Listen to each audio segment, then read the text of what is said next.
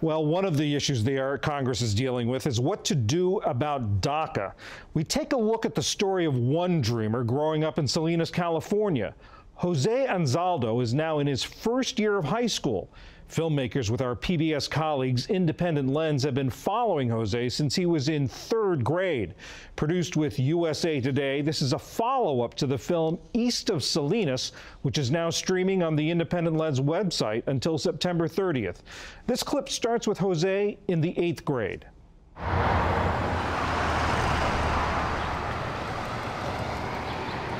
My name is Jose Anzaldo. I'm in 8th grade and I go to Washington Middle School. I'm good at math. When I grow up, I want to be an engineer. Are you saying 9 squared plus 6 squared equals x squared? Yeah. Can you try squaring them and then adding them to both? Okay. I like learning. It could be fun sometimes. Jose, what was your aha moment as you tried to solve this problem? I discovered that you could find it by just square rooting. I was born in Mexico. My brother and my sister were born here. It's not like I'm supposed to feel like I'm some other species, you know?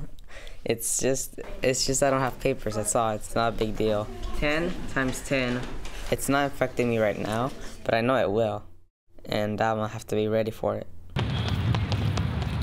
My name is Oscar Ramos. I'm a 2nd grade teacher. A few years ago, Jose Anzaldo was one of my students when I was teaching 3rd grade. Can you take away 8? No. No, you need to regroup. So he was a happy little guy, eager to learn. Jose, you get the next one. Jose reminded me a lot of myself as a child, growing up migrant. Mr. Ramos and I had a lot of things in common.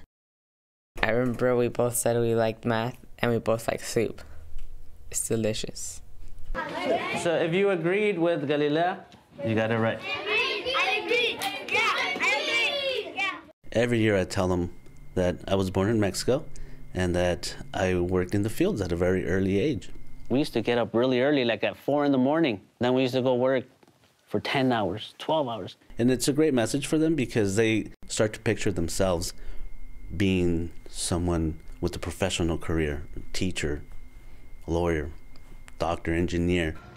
I like seeing that in their faces when they realize I can be someone. 3 of my children are from here, and 1 was born in Mexico. That's Jose. I do think my mom has a hard life, but I know that she can get through it. Jose is still doing really well in school. I'm worried the most for Jose because he's undocumented. I'd rather just like work on it on my own and see if that can help me learn more. A lot of our students don't have a very strong mentor in terms of education, educational choices. I think Jose sees me as a mentor, and I'm glad to play that role. Okay, 28 students. I need 28 students. I feel like I do have the right to stay here because I've been here for so long and I've done my best to learn here so that one day, eventually, I can help people here. When I grow up, I think I want to be an engineer. An engineer has to really know math, and I like math.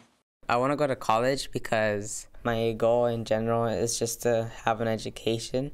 And no matter what happens, I'll still strive for more opportunities.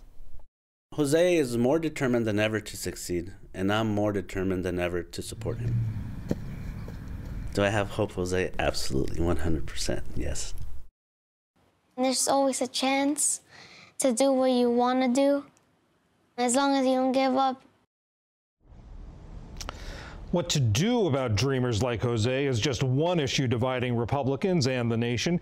Here to walk us through the latest political fault lines, Karine Jean-Pierre, a veteran of the Obama administration and a senior advisor to MoveOn.org, and Chris Buskirk, editor of the online journal American Greatness, who joins us now from Phoenix. Chris, let me start with you.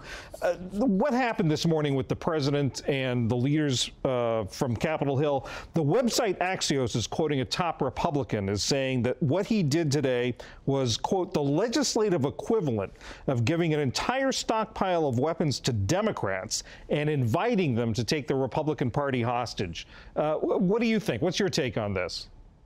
Well, I'd love to know who gave that quote. I mean, I think that's pretty rich. I mean, what we saw today, I think, is a warning shot across the bow of the Republican leadership, which has thought that they could get away with trying to control the White House from Capitol Hill without ever actually having control of their own house, and without ever having their own house in order first.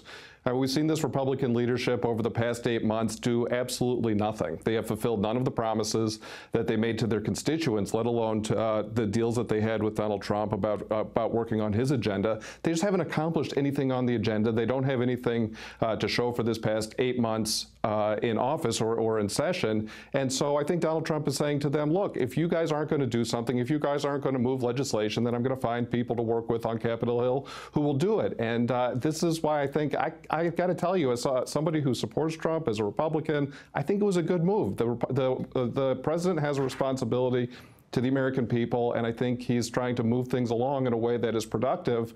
And the Republican leadership and the Republicans on the Hill need to take notice, and they need to fall into line. A shot across the bow, Corinne? Well, I have to say, John, I think Chris and I agree on something here. I see it a little bit differently about the takeover. Look, I think that Republicans have allowed their party to be taken over by Donald Trump, a hostile takeover. And all of these red lines that have been drawn from the last 18 months, especially into this administration, whether it was Comey firing, Access Hollywood, defending Nazis and white supremacists, they allowed it to happen, essentially. They had an opportunity to censure Trump. They didn't do that. They had many opportunities to take action. They didn't do that. And so I think that this is on them for sure. But the other part of it as well is that Republicans own everything in Congress. They really do. Most of Trump's major agenda items, they needed 50 votes, not 60 votes. And they haven't shown that they could just really run a government on a basic level. So let's talk about that. I mean, talk about now the big test facing the legislature now, Congress now, Chris, and I'm particularly interested in hearing in what you think coming from Arizona about what the president did with DACA this week.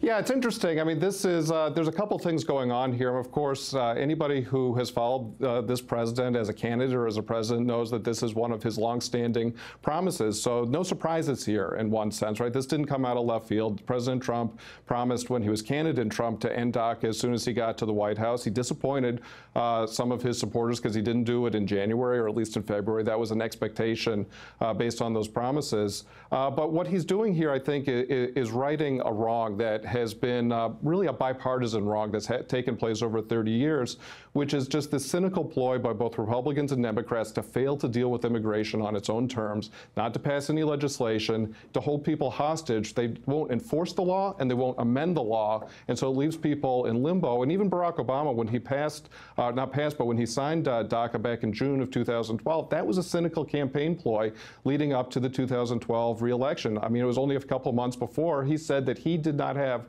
the power to simply unilaterally suspend deportations. I agree with him on that. The process here is important. To undo the executive order DACA and to force Congress to do their job, which is to legislate on these issues, I think that's good government. I think that regardless of what you think of whether DACA as legislation should be in place or not, it has to come from the Congress. And I think we should have that debate as the American people and through our representatives in Congress and come to a resolution and then live with it. But this idea of holding people hostage because Congress fails to act, I think is just wrong. And Chris, I just want to make sure I understand you correctly. You're making a distinction between the way the policy itself and the way the policy was put in place? Absolutely, yeah. I think they're two distinct things. I mean, what Donald Trump did, and he made the same distinction. I mean, he said, "Look, I'm rolling back DACA, but I'm on a 6-month suspended sentence, so to speak, and I'm giving Congress time to work it out." Well, that's Congress's job. They need to do it. And unfortunately, Congress has gotten way too good at not doing anything. And we saw this with the debt ceiling thing today as well. Congress they specialize in nothing so much as just kicking the can down the road. Well, now they've got something that they need to deal with that they should have dealt with a long time ago. Corinne? Well, here's the fact of the matter is Donald Trump and his administration are sending a very clear and simple message, which is if you do not look like us, you do not belong in this country. That is what they've been doing time and time again over the last 8 months. And here's what I find really fascinating is their argument. So when it comes to Muslim ban, it's okay for Donald Trump to do a wide authority Muslim ban and actually deal with immigration then. But when it comes to DACA, oh, no, you know what? Let's Congress deal with it. And this is the same man who said, I alone can fix this. That's what he said going into the presidency. So I think there's some inherent hypocrisy here that is quite unbelievable. And then I think the last point that I want to make is that it is remarkable to see that Jeff Sessions was the person who made this announcement, the same person who lied in front of Congress to get his job, which is he probably committed some sort of, he probably broke the law by lying in front of Congress, and he's the one that made this announcement about these young people and if they should be here or not. Chris, what about that comparison between the immigration policy and DACA, both executive action?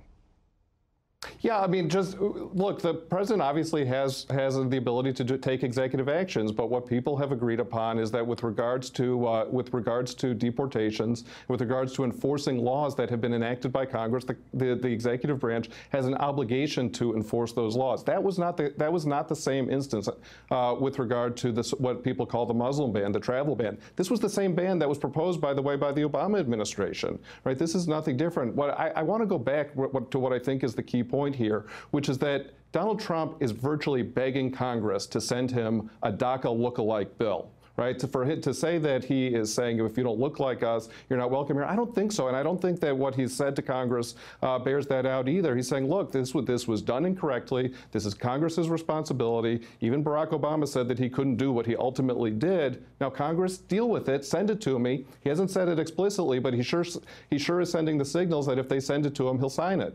Chris, Karine, I'm afraid we got to leave it there. Oh. Do we get something quick, maybe? No, it's just not true. I mean, he is appeasing his small and shrinking base. And just look at every action that he's taken. It has been about his small and shrinking base. This is a guy who defended white supremacy and Nazis. Come on now, that's not right. Chris, Karine, thanks so much. We got to leave it there. Thank you. Thank you.